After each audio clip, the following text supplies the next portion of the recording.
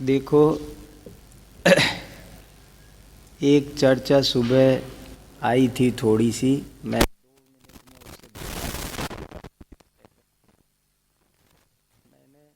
Shastri first year की class में ऐसे पूछा था कि दर्शनों के नाम पूछे तो बच्चों ने जैन दर्शन को नास्तिक दर्शन बताया। मैं आप सबको बहुत अच्छी तरह सावधान कर देना चाहता हूँ कि ये हमारे खिलाफ एक प्रकार का षड्यंत्र है और ये एक प्रकार की गाली है जो दूसरे लोगों ने हमको दी है। हम लोग नास्तिक नहीं हैं, हम लोग परम आस्तिक हैं, क्योंकि हम आत्मा को मानते हैं, हम परमात्मा को भी मानते हैं, भगवान को भी मानते हैं। स्वर्ग और नरक में हमारी पूरी श्रद्धा है, हम उसका स्वरूप भी बहुत डिटेल में बताते हैं। हम पुनर्जन्म को मानते हैं, परजन्म को मानते हैं, पाप और पुण्य का अंतर मानते हैं।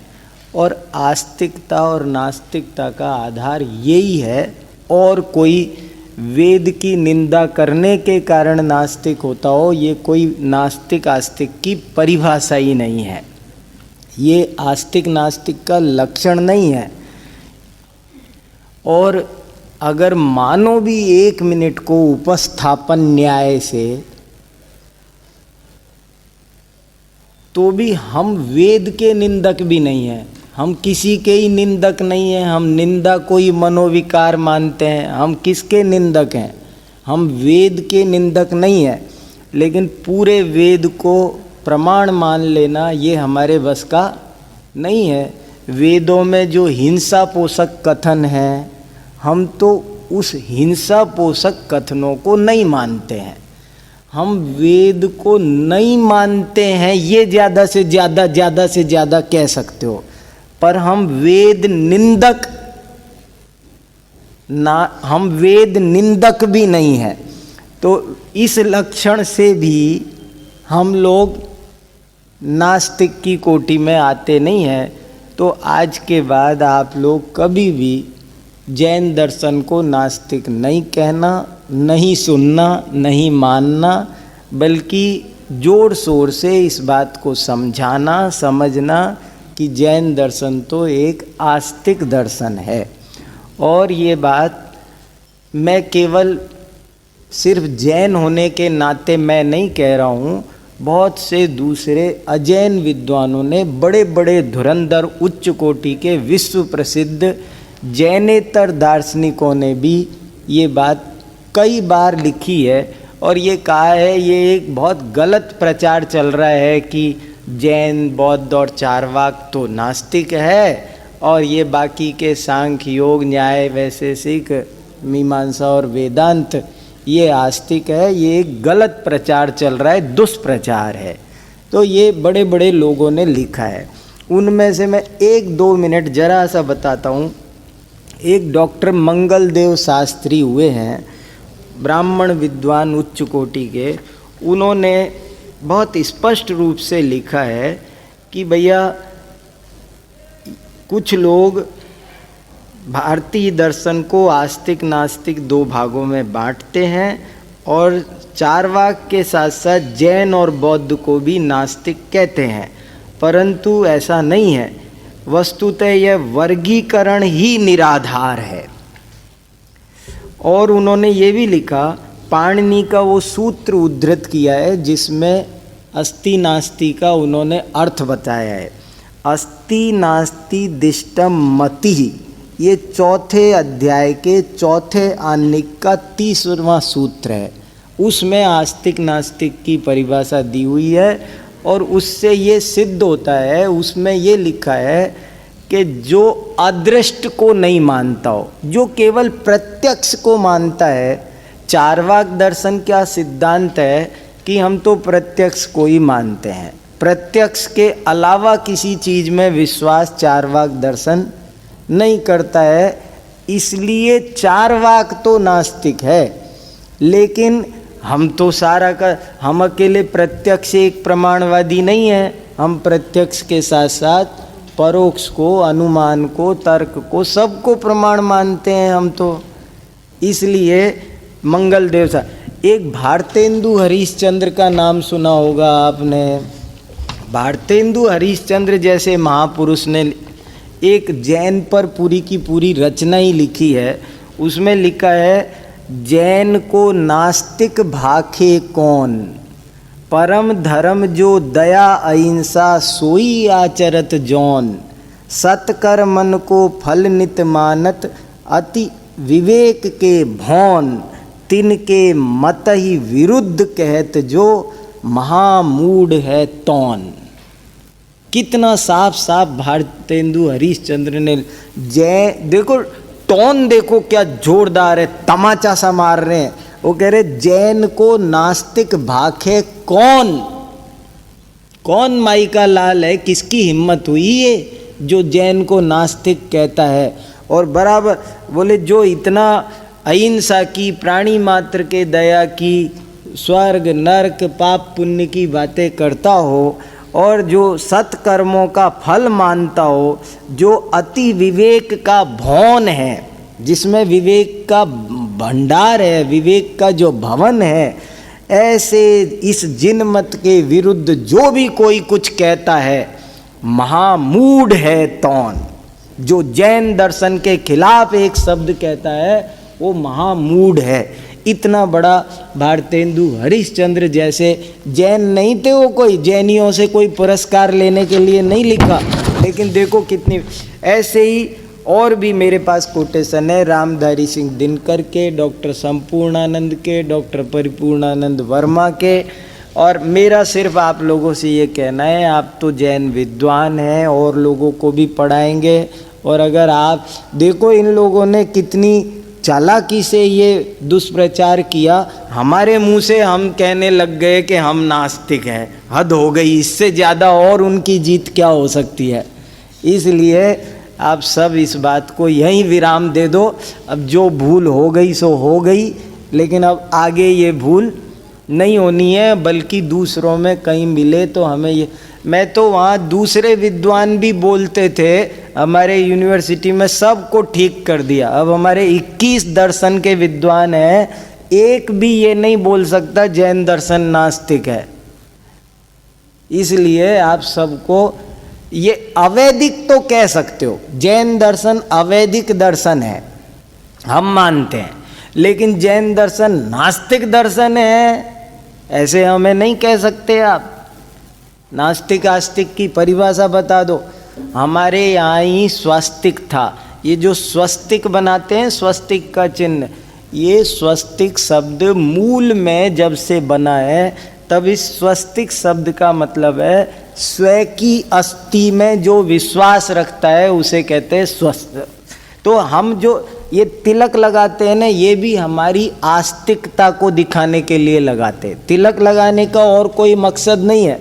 हम ये तिलक लगा के ये एक प्रकार का अपने ऊपर सर्टिफिकेट टांग लेते हैं, साइन बोर्ड टांग लिया कि कोई भी हमसे बात करने आया है, देखो भैया तुम्हें हमसे बात करना हो ना करना हो, जो भी करना हो, एक बात सुन लेना, हम नास्तिक नहीं हैं, हम आस्तिक हैं। ये तिलक लगा के हम बिन बोले ही ये बात बोल रहे हैं कि सुन लो कान खोल के। हमारे साथ ऊट पटांग जबान नहीं चलाना, हम आस्तिक हैं, ये हम तुम भी मानो तो हमसे बात करना। तो ये ऐसे ही कोई काम जब करते हैं तो स्वस्तिक बनाते हैं। स्वस्तिक बनाने का मतलब है मैं आत्मा में, परमात्मा में, अच्छे बुरे में, पाप पुण्य में श्रद्धा रखता हूँ। मैं उनमें से नहीं हूँ जो कहते हैं कुछ नहीं होता पाप पुण्य, मैं उनमें से नहीं हूँ, ये बात समझ लेना। इसलिए हम वो स्वस्तिक का चिन्ह बनाते हैं। खैर ये बात आप लोग अपने छोटे भाइयों को, शास्त्री फर्स्ट ईयर वालों को भी थोड़ा सा समझा देना। अब आने वाली सारी पीढ़ी को आपको समझाना है, संभालना है। देखो बहुत परिश्रम करने की ज़रूरत है। आप लोग बहुत लगन से जितना परिश्रम करोगे उतना ज़्यादा फल मिलेगा।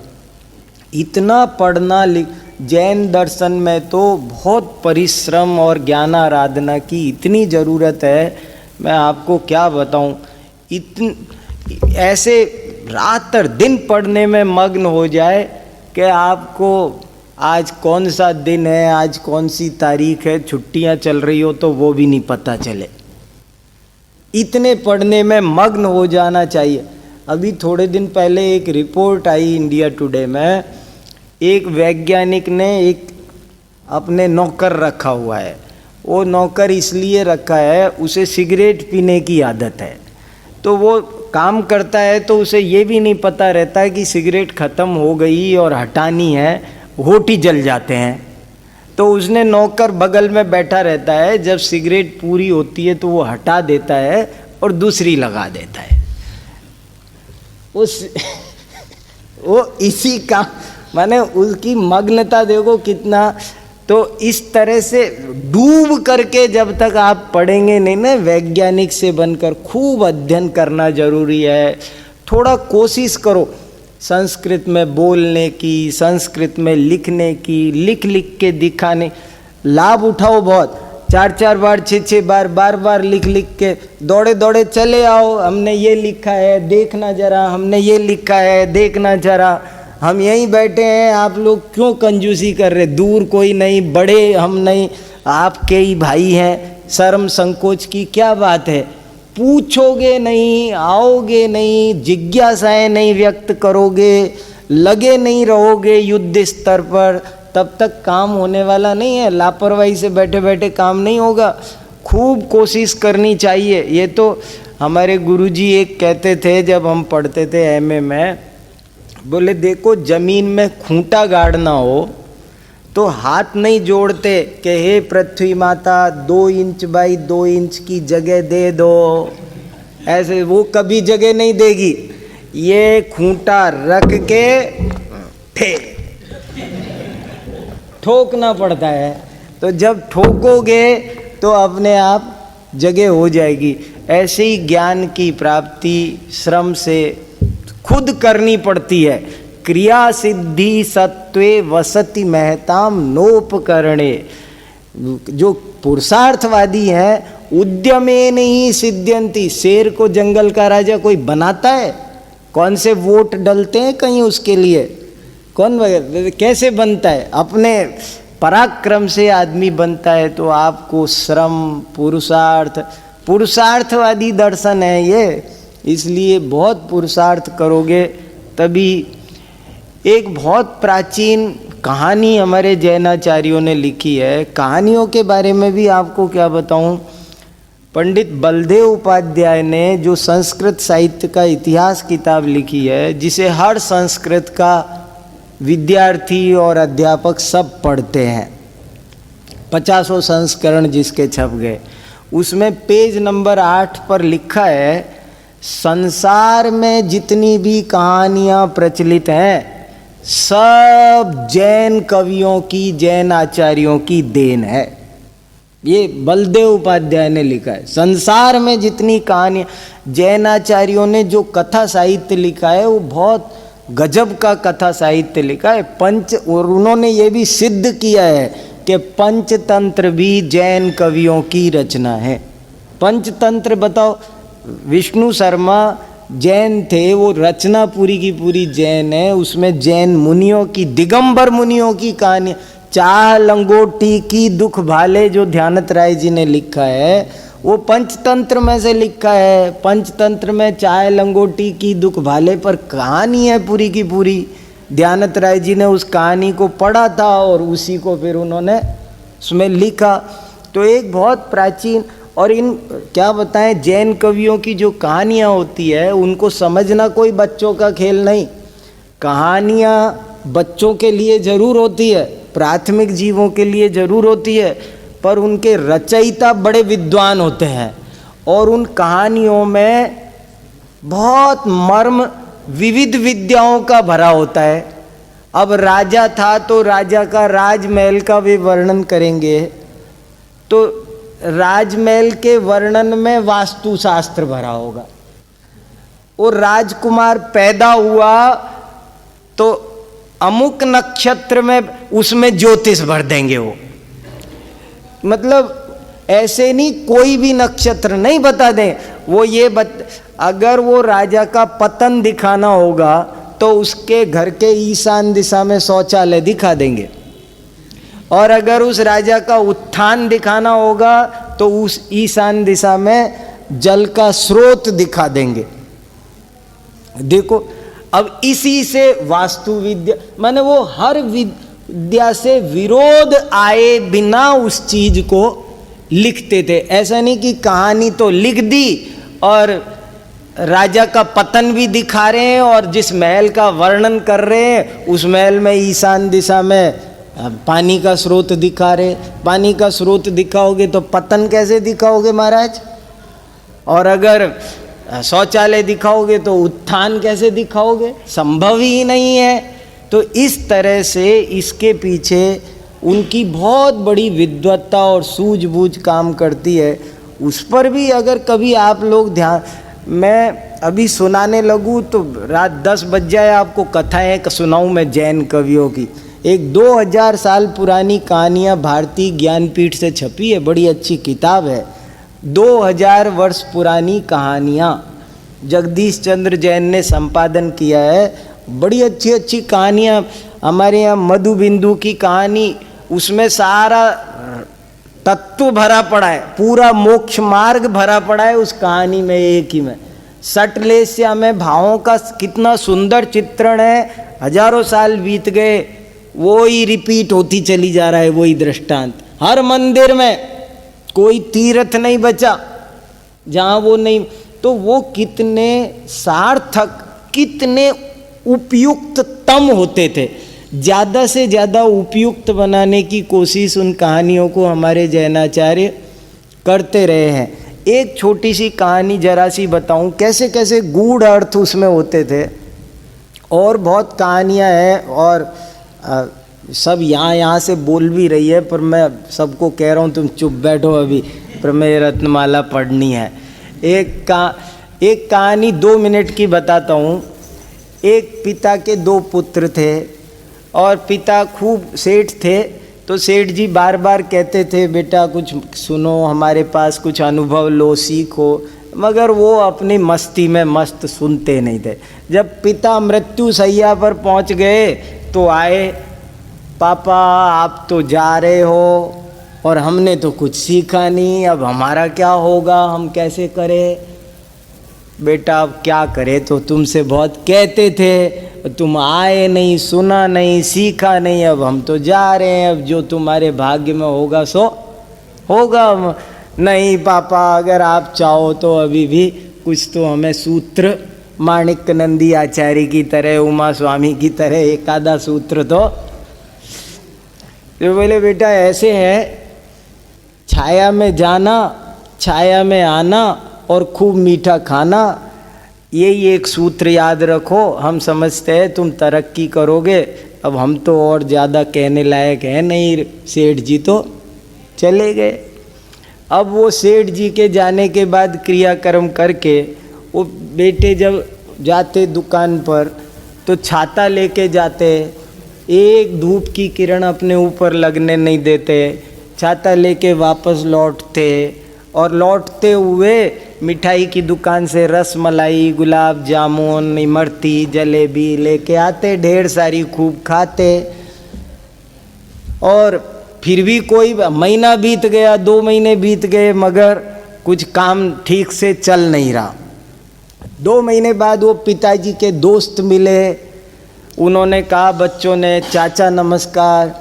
हाँ नमस्कार बेटा, ठीक तो हो? पिताजी के जाने के बाद क्या हालचाल? अरे काका क्या बताएं, पिताजी तो चले गए, उनके रहते हमने कुछ सीखा नहीं। वो जाते जाते ये एक सूत्र दे के गए थे, वो भी हम बहुत फॉलो कर रहे हैं, लेकिन बिल्कुल हम छाया में जाते हैं, एक किरण शरीर पर धूप की पड़ने नहीं देते कतई, और खूब मीठा खा रहे हैं। इतना बिल देख लो हमारा महीने का, कितना मीठा खा रहे हैं, मगर है ना कुछ अरे बोले तुम मूर्ख हो क्या, तुम समझे नहीं तुम्हारे पिताजी की बात। बोले क्या? अरे छाया में जाना का मतलब था सूरज निकलने के पहले दुकान पर पहुंच जाना, और सूरज अस्त होने के बाद आना, खूब वहाँ मेहनत करना, और खूब मेहनत करोगे तो घर आकर जो भी रूखा सूखा खाओगे वही मीठा। जितनी मेहनत करते हैं उतना ही मीठा लगेगा। तो तुम ऐसे करके देखो। तो फिर उन्होंने ऐसे करके देखा तो उनके वारे न्यारे हो गए, जीवन के दिन बदल गए। कहने का मतलब ये कहानी श्रम की शिक्षा देती है। तो ऐसे कहानियों में, बहुत सारे जैनाचार्यों की कहानियों में जीवन के बड़े बड़े सूत्र भरे हुए हैं और बहुत सारे उनमें संकेत पूर्वक अर्थांतर भी भरे हुए हैं। एक तो मुख्य अर्थ है ही, एक तो मुख्य शिक्षा है ही। जैसे हम कहानियाँ पढ़ते हैं कि भैया वो शेर था, चूहा फुदका और वो उसने पकड़ लिया, और फिर इस कहानी से ये शिक्षा मिलती है कि हमें किसी को, ऐसे एक तो मूल शिक्षा होती है, लेकिन उसमें प्रकारांतर से बहुत सारी शिक्षाएं भी हर पैराग्राफ में, कहानी के हर टर्न पर एक ना एक शिक्षा बहुत भरी पड़ी है। तो इस तरह से मेरा कहने का अभिप्राय है, आप बहुत परिश्रम करो, चिंतन करो, पढ़ो, बहुत इधर उधर सठ दर्शनों का ज्ञान होना प्राथमिक बहुत जरूरी है। सुबह ये भी देखकर बड़ा ताज्जुब हुआ कि 6 दर्शनों के नाम, प्रवर्तक, उनके मूल ग्रंथ, उनके मूल सिद्धांत, थोड़ा थोड़ा प्राइमरी नॉलेज। तो मैंने एक चार्ट दिया है सुबह किसी को फोटोकॉपी करके लाने को, तो वो फोटोकॉपी करके वो भी आपको मिलेगा। उसे एक सरसरी तौर पर अगर आप जब तक 60 दर्शनों का ज्ञान नहीं रखेंगे ना, तो प्रमेय रत्नमाला जैसी चीज़ें, न्याय के ग्रंथ तो आपकी समझ में इधर से सुन लो या इधर से सुन लो, समझ में नहीं आएंगे। अगर समझना है तो थोड़ी सी तो 60 दर्शन की, इतर दर्शनों की जानकारी आपको हमको करनी बहुत जरूरी है। देखो ना, आप स्वपूर्वार्थ व्यवसायात्मकम ज्ञानम प्रमाण। अच्छा, मुझे कोई समझाओ लाओ, स्वपूर्वार्थ व्यवसाय 3 परिच्छेद तो पढ़ चुके ना आप।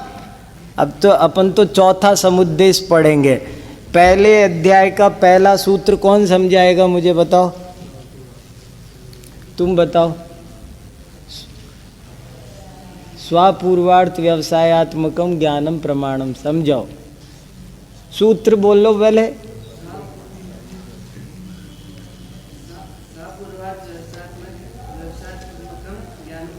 हाँ,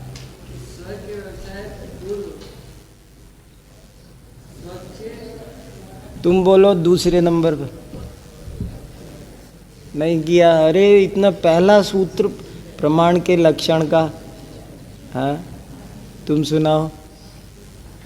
बैठो रहे, बैठते जाओ। स्वपूर्वार्थ व्यवसायात्मकम ज्ञानम प्रमाणम। शाबाश। और अपूर्वार्थ का स्वपूर्वार्थ व्यवसायात्मकम अर्थात निश्चयात्मकम, निश्चित करने वाला। हाँ। और अपूर्वार्थ का निश्चित करने वाला जो ज्ञान है, बस वही प्रमाण। निश्चित करने वाला माने निर्णायक। हाँ, जो ज्ञान निर्णय करता है बस वही प्रमाण। हाँ, स्व और अपूर्व ने जो नहीं जाना हुआ है ऐसे पदार्थ का जो निर्णय करने वाला जो ज्ञान है, बस वही प्रमाण। ठीक है।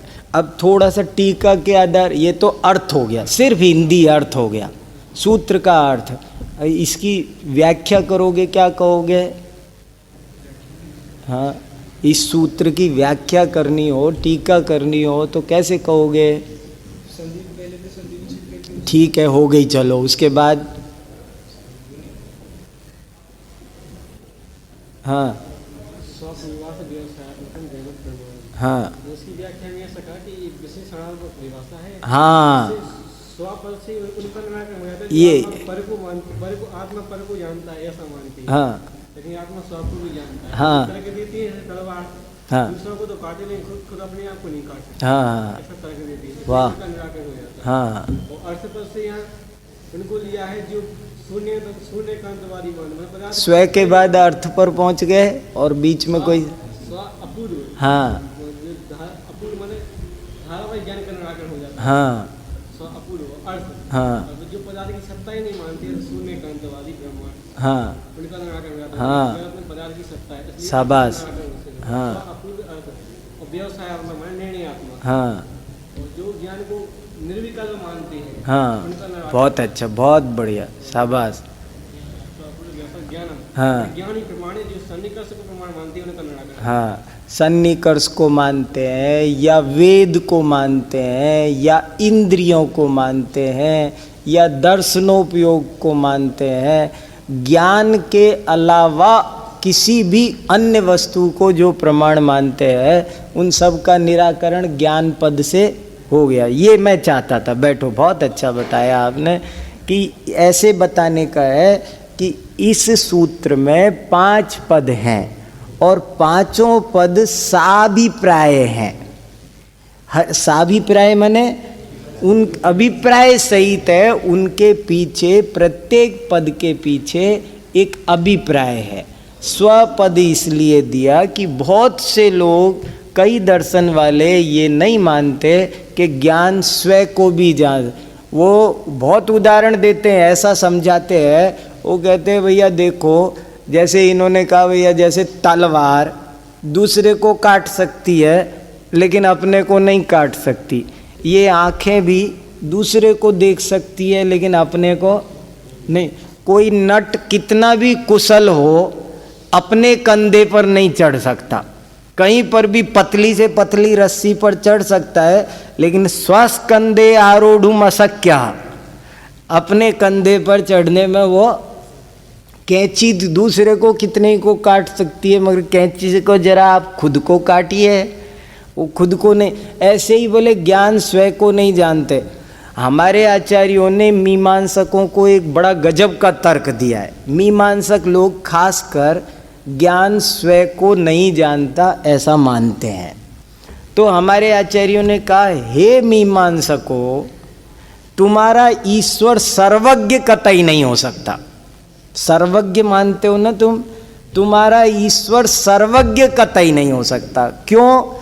वो चाहे सब कुछ जान ले लेकिन स्वयं को तो नहीं जानेगा ना। अगर वो स्वयं को जान लेगा तो प्रतिज्ञा हानि का दोष आएगा, तुम्हारा सिद्धांत ही खंडित हो जाएगा। अगर वो सर्वज्ञ है, इट मीन्स वो स्वयं को भी जानता है, और स्वयं को भी जानता है तो फिर तुम कैसे कहोगे कि ज्ञान स्वयं को नहीं जानता? और यदि ज्ञान स्वयं को नहीं जानता तो तुम्हारा ईश्वर सर्वज्ञ कहाँ से हुआ? वो बहुज्ञ हो सकता है, वो 1- तो रहेगा ना, वो -1 तो लगा ही रहेगा। एक अपने को नहीं जाना, बाकी सब जान लिया। आपको कहना पड़ेगा तो एक कम सर्वज्ञ कहो, पर एक तो बच गया ना उसमें से। तो कैसे कैसे हमारे आचार्यों ने बुद्धि की तीक्ष्णता, न्याय शास्त्र को से हमारा उपयोग बहुत सूक्ष्म होता है। और जैसे वो खुरपा होता है ना, ऐसे धार देते हैं, ऐसे बुद्धि। रत्नकरंड श्रावकाचार में सेम उसी शब्द आता है बुद्धि के लिए। सेम उसी शब्द का अर्थ होता है तीक्ष्ण धार वाली प्रज्ञा। तो सेम उसी बनती है इससे, न्याय शास्त्र के अध्ययन से। इसलिए इसको समझ। अब देखिए साहब, आपके कोर्स में चौथा, पांचवा और छठा समुद्देश है। प्रथम 3 समुद्देशों में, पहले समुद्देश में प्रमाण की सामान्य चर्चा हुई। क्या प्रमाण का समीचीन लक्षण है, अन्य लोग प्रमाण का क्या लक्षण मानते हैं और वो क्यों गलत है, प्रमाण कैसे स्वयं को जानता है, स्वपर प्रकाशक क्यों है, प्रमाण की प्रामाणिकता क्या है, प्रमाण के प्रामाण्य की उत्पत्ति और ज्ञप्ति कैसे होती है, ये सब प्रमाण सामान्य की चर्चा प्रथम समुद्देश में हुई। दूसरे समुद्देश में प्रत्यक्ष प्रमाण की, प्रमाण के 2 भेद हो गए करके के प्रमा तद्वेधा प्रत्यक्षेतर भेदात। प्रमाण के 2 भेद हैं, प्रत्यक्ष प्रमाण और परोक्ष प्रमाण। और दूसरे अध्याय में प्रत्यक्ष प्रमाण का वर्णन है और तीसरे अध्याय में परोक्ष का। प्रत्यक्ष में दो प्रकार के प्रत्यक्ष हैं, एक सामव्यवहारिक प्रत्यक्ष और एक पारमार्थिक प्रत्यक्ष। सामव्यवहारिक प्रत्यक्ष को समझाकर पारमार्थिक प्रत्यक्ष में जो सबसे ज़्यादा उल्लेखनीय विषय है वो है सर्वज्ञ सिद्धि, जो जैन न्याय का रीढ़ है, जैन न्याय की रीढ़ है, मेरुदंड है।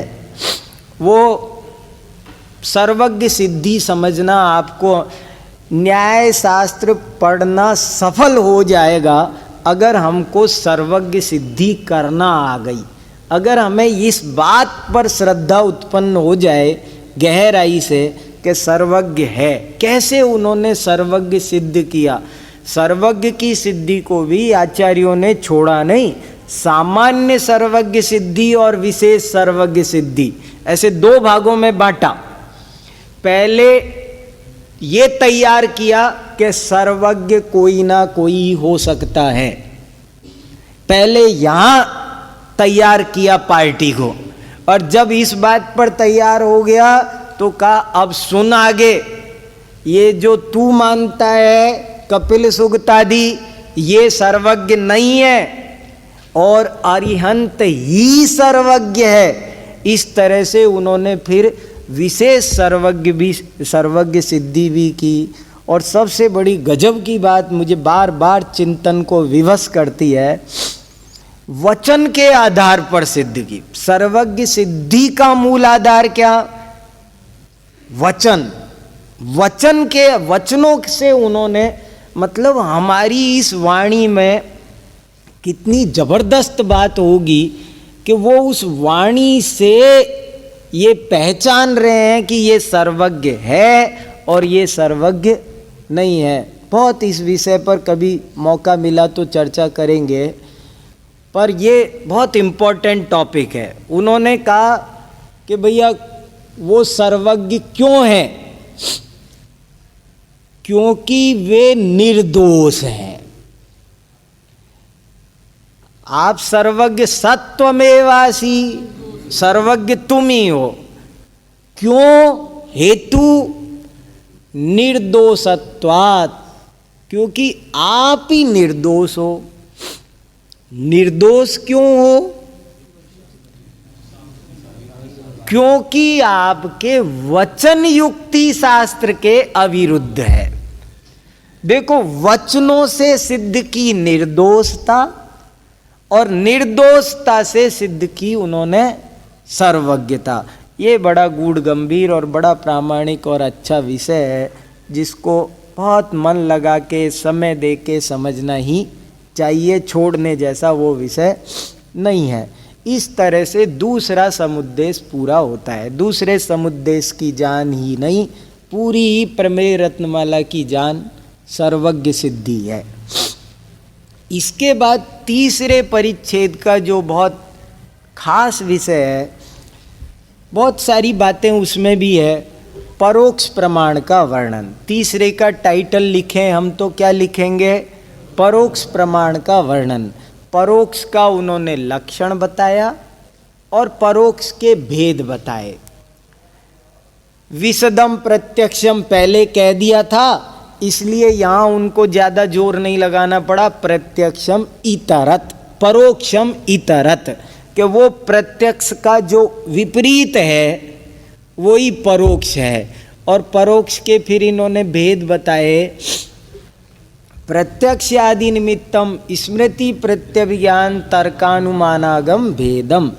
ये भेद देखो कितनी, और इस पर आगे चल के छठे समुद्देश में बहुत चर्चा है कि आप 5 क्यों मान रहे हो। ये स्मृति प्रत्यभिज्ञान तर्क अनुमान आगम 6 मान लो ने, एक उपमान और मान लो, एक कहने लगा 7 मानो ने, एक शब्द और मान लो।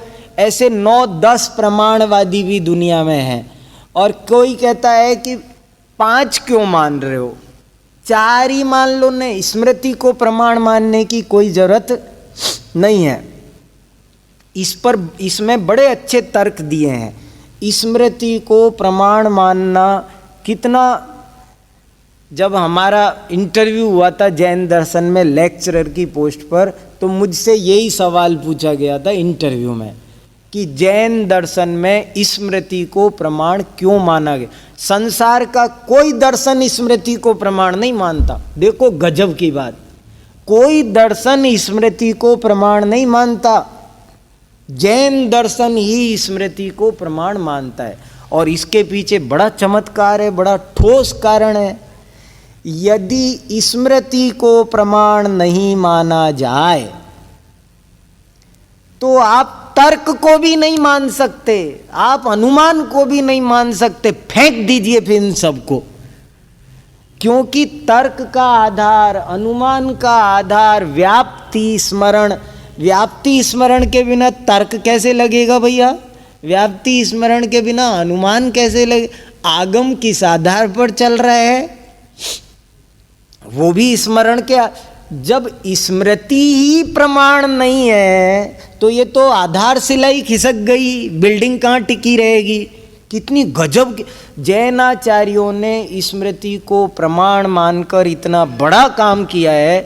ये विश्व के दर्शन शास्त्र को, न्याय शास्त्र को जैनाचार्यों की बहुत बड़ी देन है। वो लोग तर्क को आप प्रमाण मान रहे और स्मृति को नहीं मान रहे। हमारे जैनाचार्य उनसे पूछ रहे हैं, आप तर्क किस आधार पर बना रहे हो, ये तो बता दो। जो अप्रमाण है ऐसी स्मृति से जन्य तर्क क्या प्रमाण हो जाएगा? तुम जब स्मृति को ही प्रमाण नहीं मान रहे, स्मृति अप्रमाण है, तो अप्रमाण स्मृति से बना हुआ तर्क वो अप्रमाण ही रहेगा। अप्रमाण स्मृति से बना हुआ अनुमान, अप्रमाण स्मृति से उद्भूत आगम, वो भी अप्रमाण होगा। इसलिए स्मृति को प्रमाण मानकर बहुत बड़ा का, और इसमें ये सब लिखा है, बशर्ते इतना समय हो हमारे पास में, या तो आप लोग लगाओ एक एक लाइन। अरे थोड़ा थोड़ा हिंदी से पढ़ते चलो, पर पूरे ग्रंथ की 2 4 5 बार रीडिंग जब तक नहीं करेंगे ना, तब तक उनको ले लेके नोट्स बनाने जरूरी है, अलग अलग अलग। देखो मैं इसीलिए अब जैसे एक उदाहरण दूँ आपको। सन्निकर्ष की बात शास्त्रों में, न्याय शास्त्र में बहुत आती है। सन्निकर्ष सन्निकर्ष सन्निकर्ष। आप थोड़ा सा रुक के शांति से समझो सन्निकर्ष क्या होता है, वो लोग क्या कहते हैं और हम क्या कहते हैं। ये 2 बातें समझना जरूरी है। वो क्या कहते हैं और हम क्या कहते हैं। ये जब तक 2 बातें आप अपने पास नहीं रखेंगे, तब तक कोई भी ग्रंथ सन्निकर्ष के बारे में कुछ कहेगा तो आप पढ़ नहीं पाएंगे, समझ नहीं पाएंगे। मैंने जगह जगह ऐसे इकट्ठे किए। जैसे एक प्रश्न बनाया इस पुस्तक में। आप ये पुस्तक देखो, मैं आपको क्या कहूँ, मैं अपने मुंह से कहते ठीक नहीं लगता, पर ये किताब आप जब तक अच्छे से पढ़ लो तो आपको न्याय शास्त्र में आपकी गाड़ी 4थे गियर पर 5वें गियर पर भागेगी। आपको बराबर 100 की स्पीड से दौड़ा ऊपर। ये पढ़ना एक बार बहुत सरलता से, इतना परिश्रम करके सरल करके लिखने की कोशिश की है। ये पढ़ लो, न्याय शास्त्र चटपट चटपट समझ में आएगा। देखो सन्निकर्ष क्या है, सुनो जरा। सन्निकर्ष को नैयायिक और वैशेषिक लोग प्रमाण मानते हैं। उनके अनुसार इंद्रियों का अर्थ के साथ संबंध होना ही सन्निकर्ष है और वही प्रमाण है। अब आपको इतना सा तो याद रखना है कि सन्निकर्ष को कौन प्रमाण मान रहे हैं? नैयायिक और वैशेषिक। ये 2 दर्शन है। और देखो ये भी 2 पेयर है। आप 6 दर्शनों की जानकारी करना कोई कठिन काम नहीं है, चुटकियों का काम है। सांख्य दर्शन और योग दर्शन ये एक ही है, दोनों की फिलॉसफी एक है। ये एक पेयर है, फर्क एक ही है सांख्य और योग में। सांख्य दर्शन सैद्धांतिक रूप है, योग दर्शन प्रायोगिक रूप, जैसे थ्योरी और प्रैक्टिकल में जो अंतर होता है ना, वही अंतर सांख्य और योग में है। और फिलॉसफी में कोई अंतर नहीं है, वही प्रकृति पुरुष पूरे 25 तत्व यम नियम आसन दोनों की फिलॉसफी सेम है, फिलॉसफी में कोई अंतर नहीं है। अंतर सिर्फ एक ही है, वो जिस थ्योरी पढ़ा के रह जाता है सांख्य आपको पढ़ा के रह जाता है। योग कहता है बैठो मेरे सामने, मैं प्रैक्टिकल भी करो, मैं प्रैक्टिकल करके दिखाता हूं तुम्हें। सांख्य शब्द बना सम्यक ख्याति, जिसे आत्म ख्याति, ऐसे ही सम्यक ख्याति से सांख्य शब्द बना। वो सांख्य शब्द तो आपको ज्ञान करा के रहता है, बस ज्ञान ज्ञान ज्ञान ज्ञान, वो तो ज्ञान ही प्रतिक्रमण है, ज्ञान ही सब कुछ है ये क्या। और योग दर्शन कहता है रुको, जा कहाँ रहे भाग के उछलते कूदते, हम तुम्हें प्रैक्टिकल करा देते हैं, सम्यक ख्याति करा भी देते हैं। तो वो योग दर्शन हो गया। न्याय और वैशेषिक दर्शन को एक और बात बताऊं, प्रमेय रत्नमाला में आपको न्याय वैशेषिक शब्दों का इस्तेमाल नहीं के बराबर मिलेगा। न्याय लघु अनंत वीर आचार्य ने बहुत कम नाम लिया है न्याय और वैशेषिक का। उन्होंने जब भी नाम लिया है इति यौगा, योग शब्द है, आपको कोई बताएगा भी नहीं, जल्दी से पूछना योग माने क्या, यूं बता देंगे योग दर्शन पतंजलि ऋषि वाला। इति यौगा माने योग दर्शन नहीं होता, यौगा माने होता है न्याय वैशेषिक का योग। न्याय वैशेषिक इन दो दर्शनों की फिलॉसफी भी सेम है, समान तंत्र माने जाते हैं। ये जरा सा फर्क है, वैशेषिक दर्शन एक विशेष नाम का अलग पदार्थ मानता है। वो जो मानते हैं उनके न्याय 6 पदार्थ मानता है, वैशेषिक कहता है एक 7वां और है विशेष। वो तो कहते हैं द्रव्य, न्याय कहेगा द्रव्य गुण कर्म सामान्य ऐसे 6 मानता है, और वैशेषिक कहेगा एक विशेष और, हाँ समवाय, ये अलग से एक विशेष और मानता है। ऐसे एक विशेष नामक अलग तत्व को मानने के कारण इस दर्शन का नाम पड़ गया वैशेषिक। तो सांख्य योग का एक पेयर है, न्याय वैशेषिक का एक पेयर है, और मीमांसा और वेदांत ये एक पेयर है। एक को पूर्व मीमांसा कहते हैं, एक को उत्तर मीमांसा कहते हैं। दोनों में ये अंतर है कि वेद की एक ही ऋचा का मीमांसक अर्थ कर्म परक, यज्ञ परक, क्रियाकांड परक करते हैं, उसी एक ही ऋचा का। और जो वेदांती है वो कहते तुम क्या बाह्य क्रियाकांड में उलझे हुए हो, छी ये अर्थ नहीं है, देखो इसमें दिव्य ज्ञान ये है, उसी में से वो ज्ञान की बातें करते हैं। ऋचा एक ही है, मगर मीमांसक उसका अर्थ कर्म परक करते हैं और वेदांती उसका अर्थ ज्ञान परक करते हैं। ये फर्क मीमांसा और वेदांत में है। इस तरह से 6 दर्शनों की मोटी मोटी बातें अगर आपने हो गई, इतनी मैं जो बताई इतनी भी याद रख लोगे तो बहुत सारी बातें। तो न्याय वैशेषिक को याद रखना। इसकी प्रस्तावना किसने पढ़ी प्रमेय रत्नमाला की, हाथ उठा के खड़ा करो। प्रमेय रत्नमाला की प्रस्तावना किसने पढ़ी है? एक ने भी नहीं पढ़ी। और तुम लोगों ने तो शास्त्री फर्स्ट ईयर में भी प्रमेय रत्नमाला थी। देखो भैया, कोई भी किताब पढ़ो तो उसकी प्रस्तावना विद्वानों ने बड़े परिश्रम पूर्वक लिखी होती है। तुम्हें तो विद्वान बनना है, तुम भी नहीं पढ़ोगे तो कौन पढ़ेगा? प्रस्तावनाएं पढ़ो इनकी। न्याय दीपिका की प्रस्तावना किसी ने पढ़ी? न्याय दीपिका है कोर्स में कभी तुम्हारे? वरिष्ठ में प्रस्तावना पढ़े हो? हाथ खड़े करो किसने न्याय दीपिका की प्रस्तावना पढ़ी। आदि क्यों? न्याय दीपिका की प्रस्तावना में बहुत सारा न्याय शास्त्र सार बहुत सरल ढंग से इस ग्रंथ का। मैंने इसकी प्रस्तावना इसलिए बोली, उसमें इसका जिक्र है, 60 दर्शनों का परिचय दिया है, बहुत सुंदर परिचय दिया है प्रमेय रत्नमाला के प्रारंभ में, और उतना ही दिया है जितना इस ग्रंथ को समझने के लिए जरूरी है। तो एक दफे प्रस्तावना पढ़ जाओ आप आराम से, बहुत चीजें।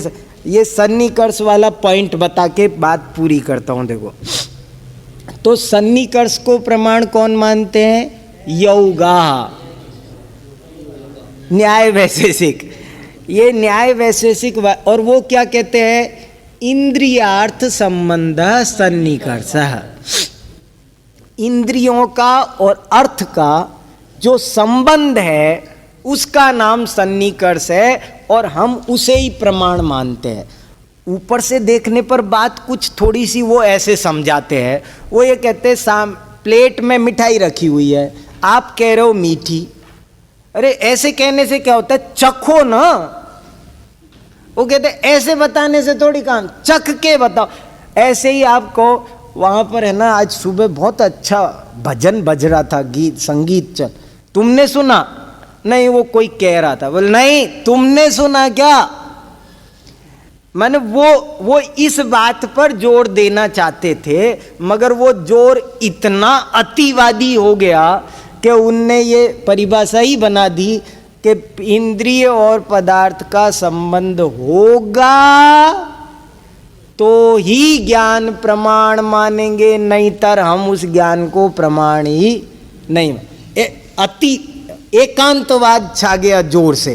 कहना क्या चाह रहे थे वो, मगर कहे, अपन भी कहते हैं मोटे तौर पर, अरे सुनी सुनाई बातें नहीं किया करो, 100 सुनी एक देखी, 100 सुनी बेकार है, एक देखी सच है। तो हम ऐसे ही उन्होंने जोर देना चाहा इस बात पर, लेकिन फंस गए मुसीबत में। एकांत पकड़ने से मुसीबत में फंस गए। उनसे हमारे जैनाचार्यों ने देखो क्या कहा।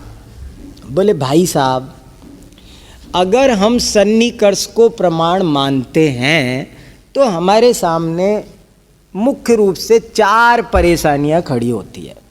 अब आपको ऐसे उंगलियों पर याद रहना चाहिए, ये हमको 4 परेशानियां खड़ी होती है। नंबर 1, आंख का क्या करें? कान तो चलो शब्द टकराएगा, रसगुल्ला भी जबान से टकरा लेगा, गरम ठंडी हवा स्पर्शन इंद्री से टकरा लेगी, सुगंध दुर्गंध भी टकरा लेगी। इस आंख का क्या करें? जो डिब्बी में रहे तब तक काजल को देखती है और आंख में घुसते ही देखना, वो काजल वहां था तब तक दिख रहा था, और वो ही काजल वहां से उठा के आंख में डाल लिया तो दिखना। ये भाई साहब सन्निकर्ष हो गया आंख महाराज, अब तो बताओ। तो आंख सन्निकर्ष से नहीं जानती, एक सबसे बड़ी मुसीबत तो हमारे साथ में ये है। दूसरी मुसीबत ये है, दुनिया में ऐसे सूक्ष्म अंतरित दूरवर्ती पदार्थ बहुत है जिनका इंद्रियों से सन्निकर्ष पॉसिबल ही नहीं है। अरे भाई पॉसिबल है वो ठीक, मगर जो पॉसिबल ही नहीं है उसका क्या करे? तो दूसरी समस्या हमारे सामने ये आती है। तीसरी समस्या ये आती है, ज्यादा से ज्यादा वर्तमान कालिक चीज का ही तो आप सन्निकर्ष करोगे। जो मेरे पिताजी के पिताजी अब हैं ही नहीं इस दुनिया में, उनका कैसे सन्निकर्ष करूं? जो आने वाली पीढ़ी है उसका, जो कल चंद्र ग्रहण सूर्य ग्रहण होना है उसका आज सन्निकर्ष कैसे करे? वर्तमान की चीज का ज्यादा से ज्यादा सन्निकर्ष किया जा सकता है, भूत भविष्य की बात का तो सन्निकर्ष किया ही नहीं जा सकता। तो वो बताओ हम कैसे करें? भूत भविष्य को मानना छोड़ दे, ये तुम्हें भी मंजूर नहीं होगा। और इस से चौथा अपने आप उपस्थित हो गया कि जब यदि हम सन्निकर्ष को प्रमाण मानेंगे तो कोई सर्वज्ञ ही सिद्ध नहीं हो सकता। 3 लोक 3 काल की चीजों का, लोकालोक का सन्निकर्ष एक समय में सर्वद्रव्य पर्यायेषु सन्निकर्ष कभी ना आज तक किसी को हुआ ना हो सकता। बताओ कौन सा, कैसे करेगा? अब देखो, अब मैं समझता हूं आपके गले उतर गया होगा सन्नी का। अब आपसे बड़ी से बड़े सेमिनार में भी खड़े हो जाना, सन्निकर्ष पर जो कुछ कहा जाएगा आप बहुत धड़ाके से सुन सकते हो और ताल ठोक के बोल सकते हो कि ये है सन्निकर्ष में हमें आपत्ति। तुम सन्निकर्ष इसे कह रहे हो, हमें भी यहां तक तो ठीक है, लेकिन अविचारित रम्य है। न्याय दीपिका वाले कैसे अच्छे शब्द देते हैं, अविचारित रम्य।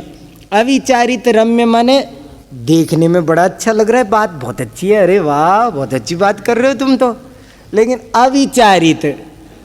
कियत काल पर्यंतम रम्यम, यावत काल पर्यंतम नैव विचार्यते तावत एव रम्य एव प्रतीयते। अविचारित रम्यम ऐसे है। तो इसलिए इस चीज को ऐसे अगर आप पढ़ेंगे तो बहुत आनंद आएगा। जरा सा चौथा द्वार पढ़े, हो गया क्या? हो गया। चौथे द्वार 2 मिनट 4 मिनट बताता हूं जरा सा बस। देखो चौथे समुद्देश में जो वर्णन है, आप 6 के विषय वस्तु आपको याद है।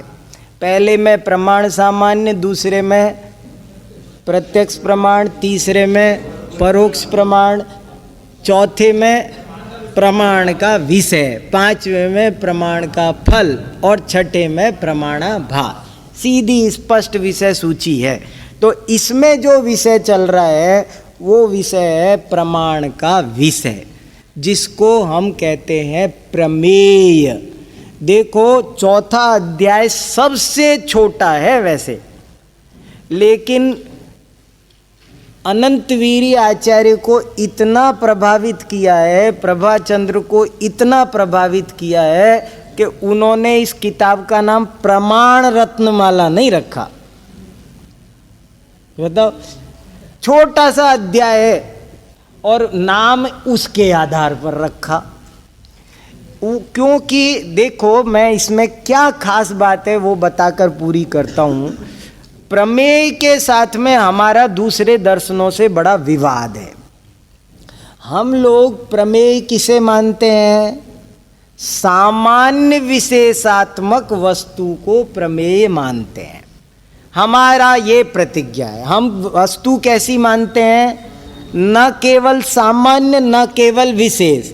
और दुनिया के सारे दर्शन एकांतवादी है। या तो कोई देखो, सांख्य कहते हैं कि वस्तु नित्य ही है, बौद्ध कहते हैं अनित्य ही है, वैशेषिक कहते हैं कुछ आकाश आदि नित्य हैं, कुछ शब्द आदि वस्तुएं अनित्य हैं। सांख्य नित्य एकांतवादी है, बौद्ध अनित्य एकांतवादी है और वैशेषिक उभय एकांतवादी है। इसको क्या बोला समंत भद्राचार्य ने? उभय एकांतवादी। और हमारे जैनाचार्य क्या है? अनेकांतवादी। वो कहते हैं वस्तु सामान्य, और इसीलिए प्रमेय रत्नमाला में ये सामान्य विशेषात्मक की टीका बहुत लंबी है, 20-25 पेज में इसकी टीका है। और उस टीका में जो कुछ कहा है वो गजब की बात यही है, उन्होंने बहुत अच्छी तरह अनेकांत और स्यादवाद को समझाया है, जो आपको हमको समझना बहुत जरूर। जैन शासन तो तभी तक जैन शासन है जब तक उसमें अनेकांत है। परमागमस्य जीवम, परमागम का ये जैसे शरीर में से आत्मा निकल गई तो शरीर मुर्दा है, ऐसे ही इस जिनवाणी में से, जैन दर्शन में से अनेकांत स्यादवाद को निकाल दो तो क्या बचता है? कुछ नहीं। इसलिए ये पूरे समुद्देश में जो जोर है वो यही है कि सामान्य विशेषात्मक पदार्थ ही प्रमाण का विषय है। और सामान्य विशेषात्मक पदार्थ ही प्रमाण का विषय क्यों है और क्या इसकी बात है, उसे करके थोड़ी सी चौथे पाँचवें छठे की चर्चा भी फिर करनी है। आज इसको यहीं, आपका समय हो गया, लेट हो जाए आप तो ठीक।